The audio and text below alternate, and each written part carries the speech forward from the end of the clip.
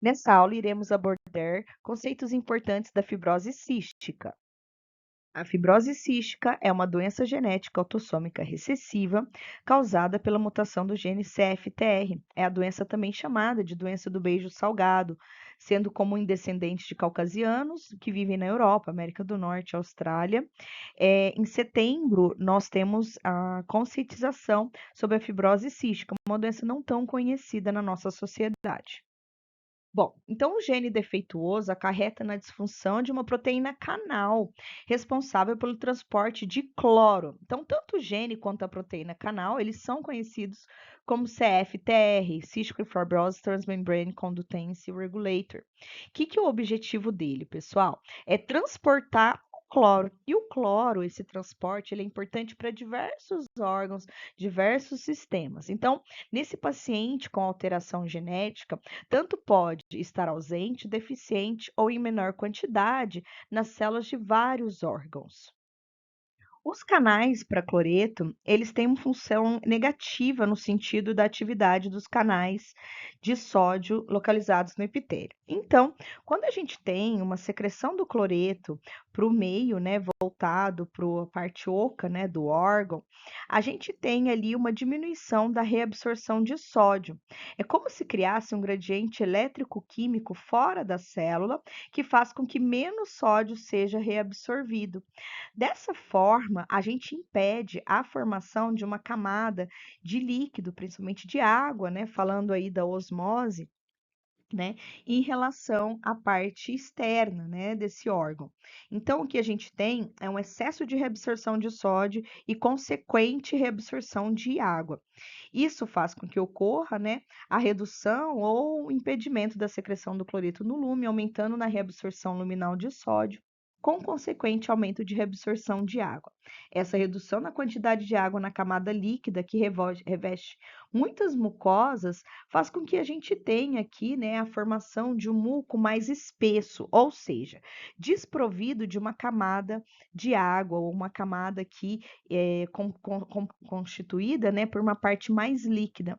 Isso é importante pensando do ponto de vista respiratório para o batimento dos cílios. Se você tem um muco mais espesso, você predispõe a, por exemplo, infecções respiratórias. Por ter uma herança autossômica recessiva, o indivíduo, então, né, como vocês estão vendo em genética, ele precisa ter mutações, né, duas mutações, tanto do pai quanto da mãe, né, então herdadas dos pais. Então, quando o indivíduo possui apenas uma mutação causadora da fibrose cística, ele é o carreador. A fibrose cística é uma doença grave, sem cura, atinge igualmente, né, ambos os sexos. São caracterizadas por infecções crônicas no pulmão, por insuficiência pancreática e elevados níveis de cloro no suor. No trato gastrointestinal, promove uma má absorção intestinal, porque impede a liberação de enzimas pancreáticas no ducto importante para a chegada no intestino delgado. Então, a gente tem menor reabsorção de nutrientes. Então, novamente, mostrando aqui, no epitélio respiratório, nós temos nessa primeira parte um CFRTR de capacidade normal. Então, o que acontece? Há uma secreção desse cloreto, né, na via respiratória, né, na parte oca da via respiratória, né, dos brônquios, por exemplo.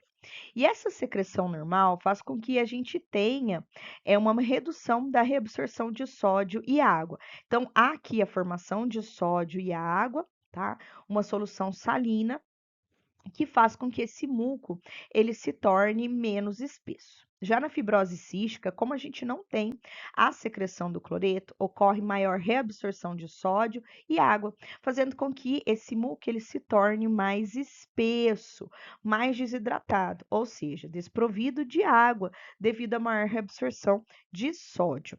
Então, isso predispõe o indivíduo a infecções do trato respiratório de forma recorrente, uma vez que no trato respiratório nós temos células ciliadas que dependem desse muco ser menos espesso para que elas tornem viáveis a sua função. aproximadamente 80% dos pacientes que possuem fibrose cística apresentam disfunções no pâncreas. Nós temos, assim como no trato respiratório, um acúmulo de muco nos pequenos ductos, os quais liberam conteúdo pancreático no intestino delgado. Casos mais severos, nós temos os ductos completamente obstruídos, levando à atrofia e a formação de tecido fibrótico e com gordura no pâncreas. Por quê? As enzimas que deveriam ser liberadas no intestino delgado, elas promovem a autólise desse próprio órgão. Então, elas degradam o próprio órgão. E como tecido substitutivo, ele é um tecido fibrótico. Então, a gente faz com que esse muco, ele bloqueia o ducto pancreático e biliar, né, fazendo com que ocorra menor liberação dessas secreções importantes para o processo digestivo. Bom, a menor produção de enzimas também pancreáticas se dá devido a esse canal ser importante para a passagem de ânions e água para o lúmen dos ductos pancreáticos.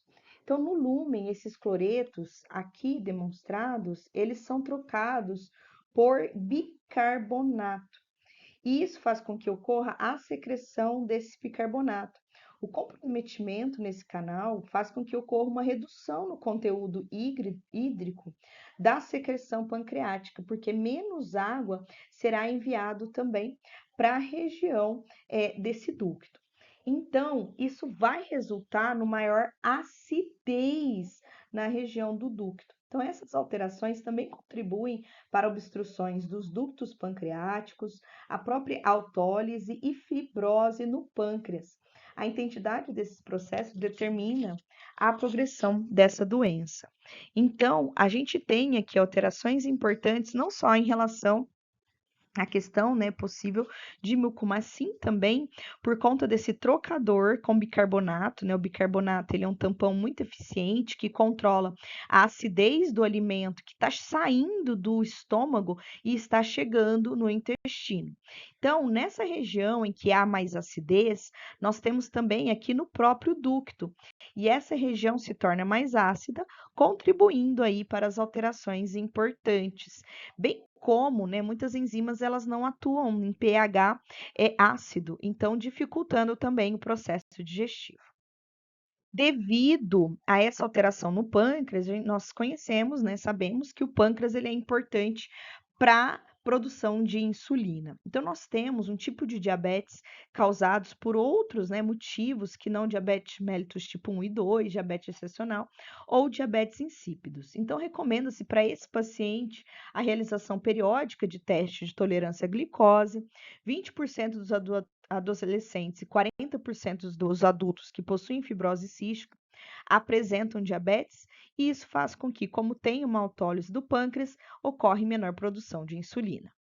Fibrose cística é a doença conhecida como beijo salgado, porque ela altera as glândulas sudoríparas. Então, quando essa doença ela matava muitas crianças que nasciam, os médicos viram, né, que quando eles beijavam a testa dessas crianças que nasciam e tinham um sabor salgado, essas crianças elas tinham uma baixa sobrevida.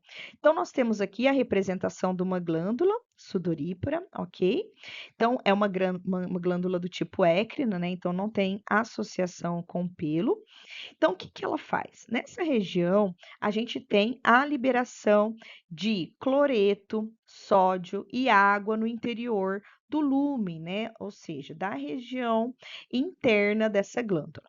À medida com que esse suor ele vai passando ao longo do ducto dessa glândula, ocorre a reabsorção do cloreto, do sódio e da água. Se a gente tem a redução da expressão desse CFTR, menos cloreto é reabsorvido, consequentemente, menos sódio e menos água. Então, o suor que vai aparecer e ser liberado para o meio extra, né? Ou seja, fora do corpo dessa criança, vai ter o suor salgado, não só de crianças, mas quem tem essa síndrome, essa alteração patológica. Então, os canais CFTR atuam na reabsorção do cloreto e consequente reabsorção de sódio e água. Então, esse suor ele se encontra um suor hipertônico, repleto de sódio e cloreto. Muito obrigada a todos pela atenção, espero que tenham gostado. Até mais.